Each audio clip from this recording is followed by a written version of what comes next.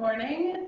My name is Carla Axman. I am the Communications Director for the Oregon Secretary of State, and we're here this morning to talk about the Oregon Forest Resources Institute audit.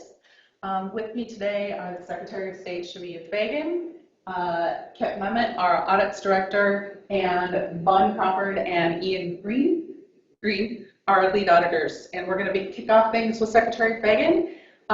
Then Kip will provide some remarks, and then Bonnie and Ian have some brief remarks, and we'll be ready to take questions. If you are with us remotely today, please raise your hand on Teams, and we'll call on you in the chat. And we also have a reporter here with us, and we will ask that reporter to raise her hand as well, during the availability. So let's kick things off with Secretary Fagan. Wonderful.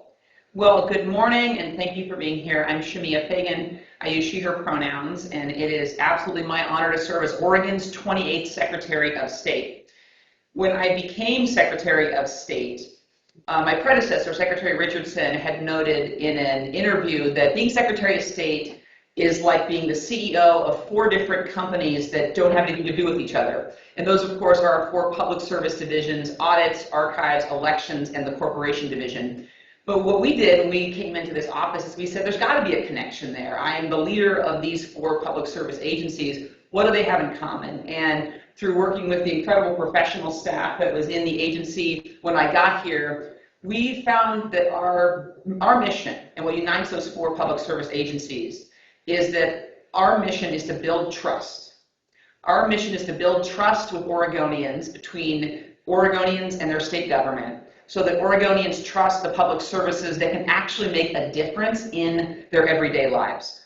And as the Secretary of State and Oregon's Chief Auditor, our Audits Division is one of the most important tools that we have to build that trust, to look at the use of your tax dollars, of publicly funded services and agencies, and make sure that they're being used efficiently, that there's accountability, and to make sure that they are in the best use of Oregonians. And this audit that we are here to talk about today demonstrates that commitment. The Oregon Forest Resources Institute audit demonstrates how critical it is for publicly funded agencies to be transparent and accountable to Oregonians. Without these key components, Oregonians lose faith in the very services that are supposed to make a positive difference in our state and in the lives of Oregonians. Let me be clear. Public funds should not be used to mislead the public, especially on an issue as important and complex as our state's natural resources.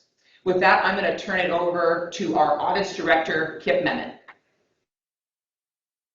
Thank you, Secretary Fagan, so much. And it's such an honor to work with Secretary Fagan, and I so much appreciate her support for the audit function. My name is Kip Memmott. I'm the Audits Director for the Secretary of State's office. I just have a few brief comments. I know we want to get into the question and answer portion. One, I just want to thank the media for your interest in our work. Part of what the Secretary just said is getting our message about public trust out in the community.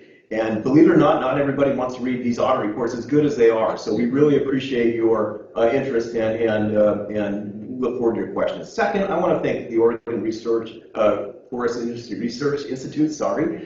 They were fantastic as far as collaborating with the audit, cooperating with the audit. They could fully comply with our requests in a timely manner, and really did a great job. And they're not an entity that's used to being audited, and obviously have had a lot of public scrutiny. So we do appreciate them. And I do want to note that they did agree with all the recommendations in our report that was proffered to them. I wanted to touch briefly on why we did this audit, and the Secretary did a fantastic job of really getting the main reason, which is this is an area of public trust. This is an agency that's putting out information, if you will, under the state seal, that the citizenry and community members deserve to think is objective and based on science. And so we took that up, not necessarily because this is a big budget agency or something like that, but because of that public trust notion. And the second reason that I don't want to discount is the governor. The chief executive of our state has asked us to look at an issue as part of our annual risk assessment process, how we just determine what we're going to audit each year. We talk to the governor and legislative leadership and agency leadership as well to get those audits. So we appreciate the governor's office asking us to do this audit, but I do want to know we did it independently. And that was the third point I want to note, is that we adhere to government auditing standards. And those standards sometimes can frustrate people because it takes a little time to get our audits out the door. But they ensure that the audits that we do put out the door are built on good, strong, science-based evidence, that they have the quality assurance and control over that, which includes due diligence and review from the agency we audited, who had an opportunity to review and opine on the draft and issue a formal response. So having said that, let's go ahead and get into the actual briefing on the audit. I'll turn it over to Ian Green, the audit manager, and Bonnie Crawford, the audit lead. Good morning, everyone. My name's Ian Green. I was the audit manager for the Oregon Forest Resource Institute's audit. With me today is Senior Auditor Bonnie Crawford, who will have a few short remarks, and then we'll take questions. Thank you. Hello, my name is Bonnie Crawford. As they mentioned, I was the lead on the project. Today we will be discussing our findings for the Secretary of State audit report titled "OFRI Statute Undermines Its Public Benefit and the State Agency is Not Transparent About Its Statutory Mandate to Support the Industry." The objective for this audit was to determine whether OFRI's purpose and organizational structure enable the agency to act in the public interest. This report is being released today on July 21st. And with that, I think we can open it up for questions. Perfect. So if you are with us remotely, please raise your hand on Teams. When you are called on, please say your name and the outlet that you're working with today. So let's begin. Any questions from in the room first? I have a question. This is Claire from the Statesman Journal. I'm wondering if in the course of your research for this audit, whether you were able to understand why the legislature didn't just create kind of a commodity commission for forest products. I mean, why set up this kind of independent or kind of weird amalgam type structure? Do you have any insights into that? Yeah, definitely. Thank you, Claire. So one of the things we did as part of our auditing standards, our standard process, was look at archival records. So we looked back at the debate that occurred back in 1991.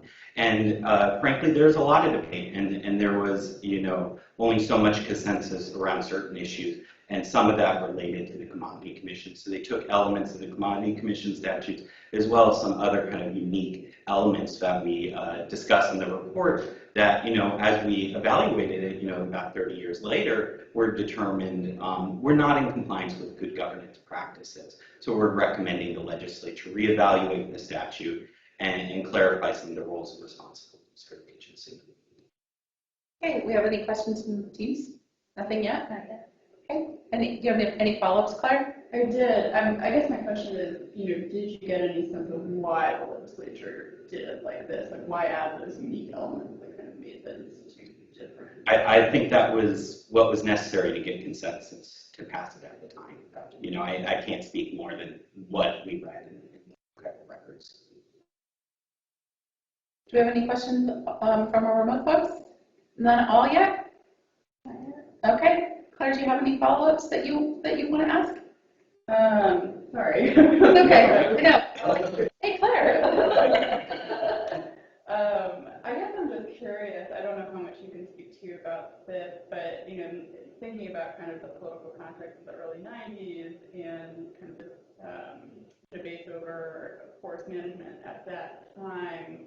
I don't know if you can speak to this at all, but I wonder how much of the setup of this agency was informed kind of by that context and the decisions that were very, very different.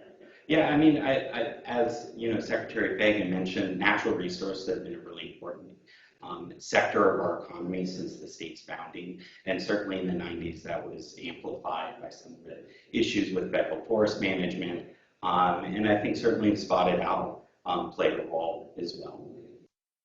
I think we talked about that a little bit in our introductory section. We do provide the history, right? We do, and actually in early testimony, there were references to the spotted owl. I don't recall the Northwest Forest Plan being referenced additionally, but the cultural and economic issues at the time were certainly addressed, and there was a concern by the bill's backers that people didn't understand forestry, they didn't understand forest management. They wanted to set up an educational entity to address that, what they perceived to be as a lack of understanding.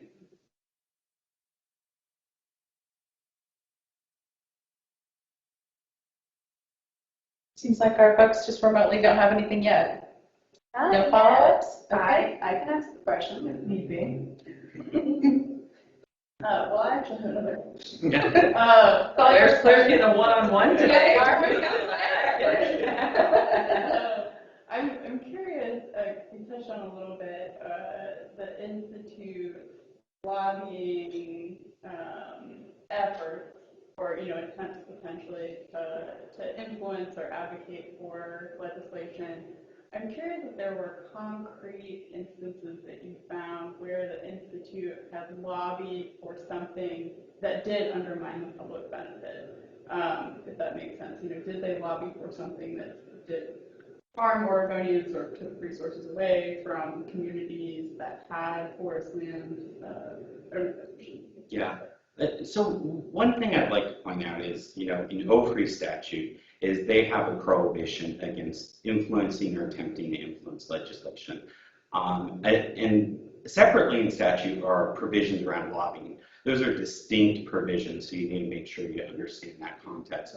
So we did find that OFRI was registered as a lobbyist, several of their staff and board members, I believe, for a number of years.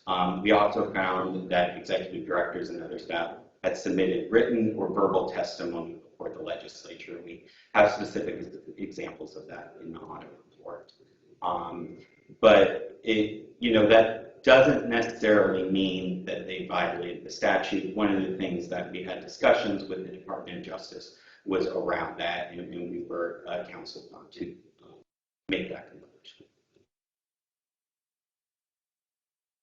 And just to add to that, we did, just to really get to the point of your question also, is that we didn't evaluate the efficacy of any of those written comments, or we didn't value what they were actually, speaking on to see if it was good public policy. That would have been outside the scope of what we were trying to accomplish here. Yeah, we were just looking at the factual instances of what occurred and then evaluating the controls that could be put in place to help prevent those from reoccurring in the future.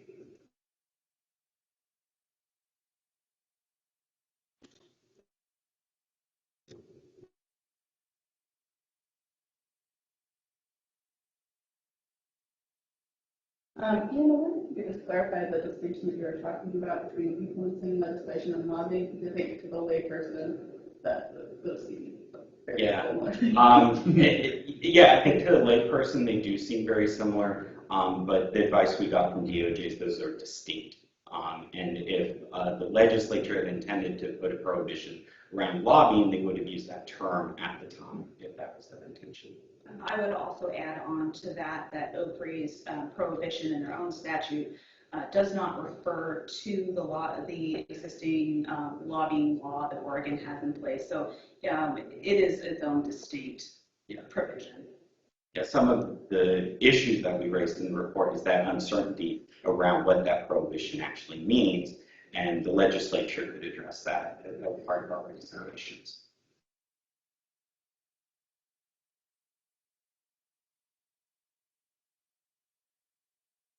Nothing else?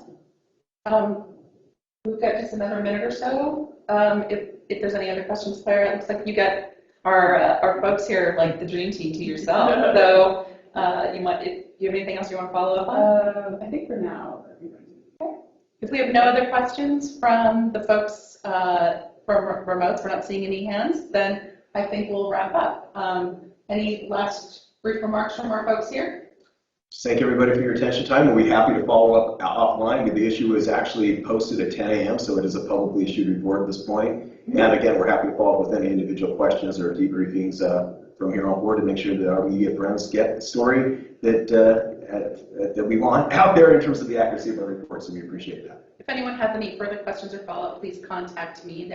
I'm Carla Axtman, carla.l.axtman@oregon.gov. Thanks, everyone. Thank you.